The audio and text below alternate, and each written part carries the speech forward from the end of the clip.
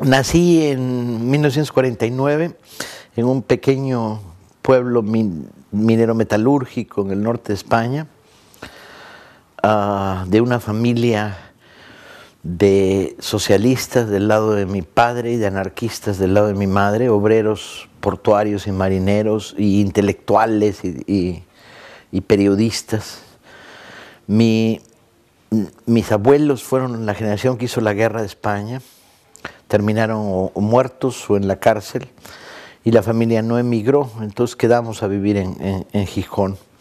Mi padre se hizo periodista en la España de Franco y hasta que él estaba hasta aquí, el oxígeno no le daba, y de repente en el año 58 emigramos masivamente, todos, como tribu, para México, en un barco que tardó 28 días en llegar de Gijón hasta Veracruz, y era el fin del mundo, era como ir a la luna, ¿no? Adiós a todo el pasado, nunca volverías, ¿no? La sensación del nuevo mundo fue muy potente. Cuando cruzamos, hicimos un viaje extrañísimo, México, Gijón, Vigo, Lisboa, Cádiz, las Islas Azores, Nueva York, La Habana, Veracruz. Y al pasar por La Habana, era noviembre del 58, en la noche se oían las explosiones de los caños de dinamita. Estábamos a un mes del que terminara la Revolución Cubana, y escuchábamos por la radio el barco al Che Guevara dirigiendo la batalla de Santa Clara.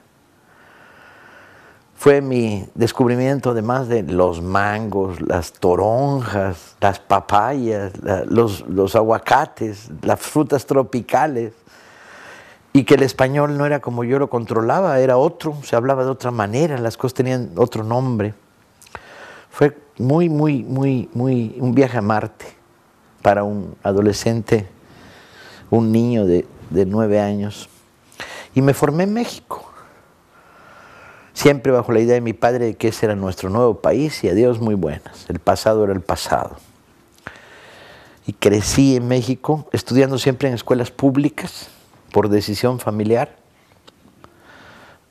y me hice mexicano, hasta que llegó el movimiento de 68, y ya ese me hizo totalmente mexicano.